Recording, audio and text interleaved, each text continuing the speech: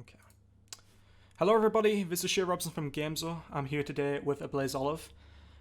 First of all, congratulations on being, one of the most entertaining players and teams so far of the first week of the LCS Summer Split. In the first day, we saw a upset against Cloud9, and then today, we've seen you give TSM a pretty good run for our money. How are you feeling after the first weekend of the Summer Split?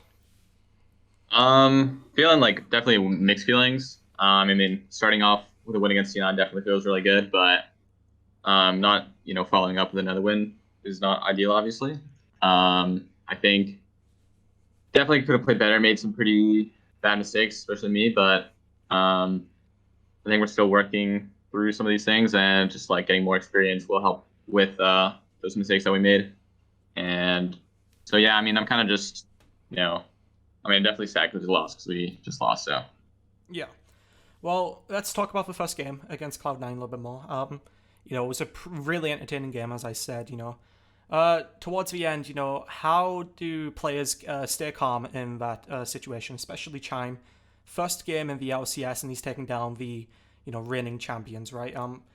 It must feel amazing for him. How do you all stay calm and stay in focus and get that win? How does it all work like that? I think we weren't really necessarily staying calm. I think maybe like Solo or Stixay may have been more calm than some of the other players, but I think I was getting pretty hyped. Chime, I think, was also getting pretty excited. So I think just even though like we're getting pretty excited, like just knowing what it is that we can do, like going back to on our previous experiences and trying to use that from scrims to like make the best decision possible. Near the end of that game, we had an option to go to Baron or to try to end, and there was definitely some like, what should we do?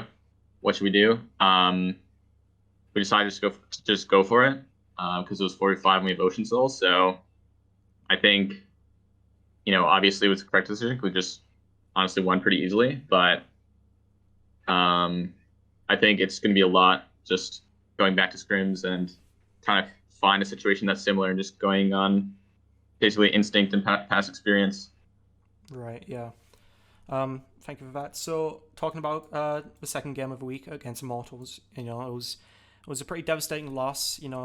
As you said, you made some mistakes.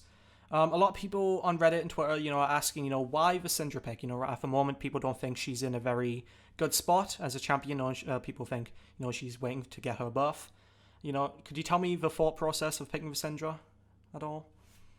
Yeah, I definitely agree. I think mages right now are generally pretty weak. Yeah. Definitely a lot worse than they were last split. Hmm. Um, Syndra specifically has a really good matchup in Tristana, and that was kind of the main reason that we picked that champ in this situation.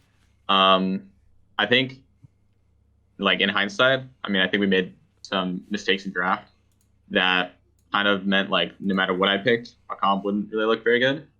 Um, but I don't think necessarily like Syndra's just unplayable right now. But definitely the main reason was just a really solid matchup into Tristana, which I had a good lane, but I think just other issues with the draft made the game hard to play out, and um, that's pretty much it. Right. And speaking about Immortals and TSM, it looked like you guys struggled more against Immortals than you did with TSM. What is the reason behind that? Is it because, you just played better against TSM? Or is Immortals better than TSM? Right now the power rankings are all over the place. People like call it the circle of suck. You beat Cloud9, Cloud9 beats TL. It's all over the place. Which team do you think is doing better? Did you guys just play better against TSM? Or I think TSM is just a lot more stable of a team, so they're not gonna like make the game extremely volatile and try to like uh, make like random plays. right? And in contrast, I think IMT like thrives a lot more in that situation. Also, IMT's comp functioned in essence kind of like a snowball comp. They have like Thresh Rumble, Tristana, Jinx is like their four core. So that four core is like really squishy. So if they're not like ahead or if they don't have first setup on an objective, it's kind of hard for them to play up fights because it's so squishy. They do have a set in the top lane, but um, they kind of have a snowball comp. So if they're going to win that game, most of the time it's going to be them just like sort of steamrolling, which is what ended up happening. And I mean, I think we also played a little better against TSM, so it's not just you know fully like team compositionally. I'm not sure which team is better. I think TSM probably is the better team, but I think just the way that we played against them is like easier for us against TSM. And I think our draft today was a lot easier to play out as well. So I would personally think TSM's better, but IMT is looking really impressive for sure. Yeah, definitely. I mean, IMT has done very well this weekend. Anyways, in the TSM game, we started to see a little bit of a comeback towards the end, and throughout the entire game, it was a really close game. In all honesty, it wasn't one-sided at all, really. Where do you think it went wrong? Because of course, we saw that comeback towards the end, and then we saw what happened around Baron, and things just snowballed from there. That led to the win. What do you think went wrong during that TSM game towards the end there? I think what went wrong was we kind of weren't playing aggressive enough. Our composition that game, similar to like IMT's comp, like we kind of like need to keep pressing our advantage. We could have definitely gotten a bigger advantage in the early game, but after we got the mid-tier one, I think our advantage was like big enough to continue snowballing. But I think when I got picked top lane, that was pretty big for the game. Gave a big shutdown over to Udyr. But I mean, we just got picked a lot in the mid game sort of area, and they kind of got to free scale. I think if we could like, use our advantages to like get control of one side of the river and then take towers, that would have been, the way to continue snowballing the game, and maybe the game would have looked different. But definitely like where it went wrong was just us getting picked, just sort of when in the downtime between dragons. Right. Well, moving on from the games, let's talk more about general things. This year it's a lot different. Your spring standings will now be carrying over to summer, right? And coming from 3-15, it must be a pretty rough thing, to try battle against. Do you like the new changes? Because of course previously, teams have used spring split just to play around. Instead of everyone play around just to have fun, figure out what works, what doesn't, and then they'd come into summer a completely different team. So, what's your general thoughts on the new format? Well, I have the like I have more insight on like how the why the system is working well, because we have the people that kind of like brought it forward to Riot to like introduce it. So like I have a better understanding of why it's good. So at least for me, like since I understand it really well, like I actually know that it is good. The way that made me realize that it was a good system is that like hypothetically, if you go from like being like low placed team, so like us for example, and then play at first place or second place level, like you're still gonna get basically the same record because there are more games and the standings aren't like so drastically different that it's gonna matter that much. And for example, in I think the year previous, TL was like ninth in spring and then was first in summer. And if you applied the same system, they would have been second instead of first in summer, which is like, I mean, it's not first, but it's like basically the same standing. So at least for me, like I think it's good. I think it's good that spring has some impact, but summer is definitely more important still. And the most important thing is just your form going into the end of the year. All that really matters is that you make playoffs, and it's obviously nice to have a higher seeding, but the team that's performing the best is going to be, going the farthest. So there's 8 spots in playoffs, so I don't think the carryovers, like I think it's a good thing. Right. So Solo, the top liner, he has been in and out of coaching positions for many years now, and some consider him as a veteran, in League of Legends. His experience and your experience as well. You've been around for a long time, also.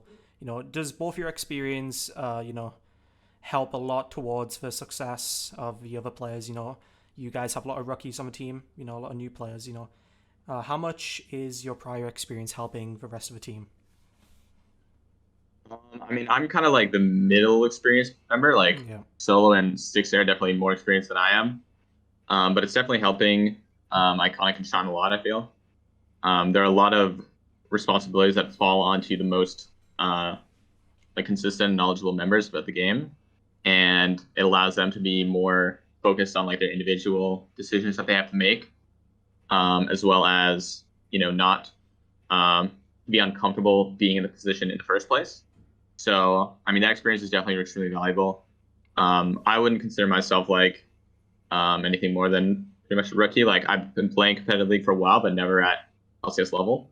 So I still feel like I'm learning a lot, especially from Solo, because he's coming in new from the team, the split. 6A, it has been playing with us the whole year, so I've built up like an understanding of the way he thinks and views the game.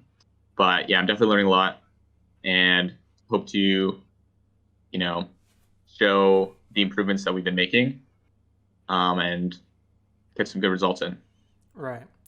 Going back to Chime, how do you overall think he's performed in his first week of the LCS? Is there anything you think he still needs to work on, or what's your overall thoughts?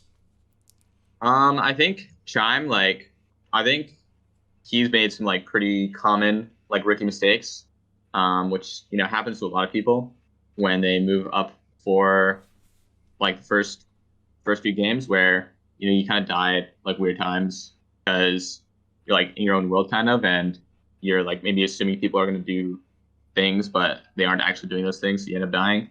But I think he has not been scared, which I think is very common as well. And I think that's a really good sign because you can get really nervous and like play really scared on stage because you don't want to make any mistakes and look dumb. But I think he's not afraid to like go for things even if they end up being bad. It's a lot easier to teach somebody to make the correct plays than it is to teach somebody to make any plays at all. Um, so I think just with more experience, he's going to look better and better.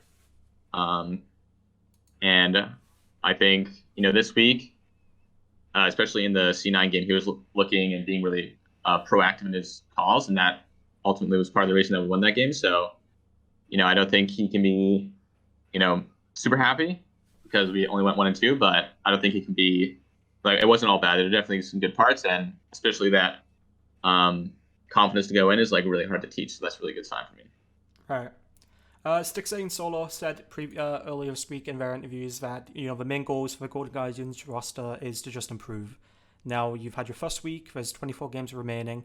What can you take away from this week, and what are you hoping to improve for the next week? I think probably the most noticeable thing for us was just we're getting picked pretty often in mid game. I think that's going to be like something really important that we're going to need to fix up if we want to like have a much more consistent chance of winning games. We don't want every game to be a 9K goal deficit comeback, so I think that's going to be a really big thing, as well as just being more aggressive when we should be aggressive, and being more playing to the other side of the map when we don't really want to be confrontational. I think that's going to be the biggest thing. I think like our decisions is like our ideas behind like what we should be trying to do aren't necessarily wrong, but we're just getting picked off. And I mean, it's kind of like a basic mistake, but I mean, these are just things you have to go through. And I think that's going to be like the biggest thing that we need to improve on for next week. Right. Well, going 3-15 must have been rough. I definitely think teams have underestimated you. I think we can call this the start of a Golden Guardians redemption arc, which is going to be great to see. You've made me and many other people fans of Golden Guardians and yourself this week. So best of luck in the remainder of the summer split. I'll definitely be rooting for you, and hopefully, we'll see you heading to Worlds. So thank you very much for your time. Have you got anything? Thank you very much. Have you got anything to say to the Golden Guardians fans watching this? Thank you guys so much for all your support. We'll make sure to improve every single week and try and get a better performance for you guys and get some more victories on the board. All right. Thank you very much. Thank you very much for your time. Thank you very much, too.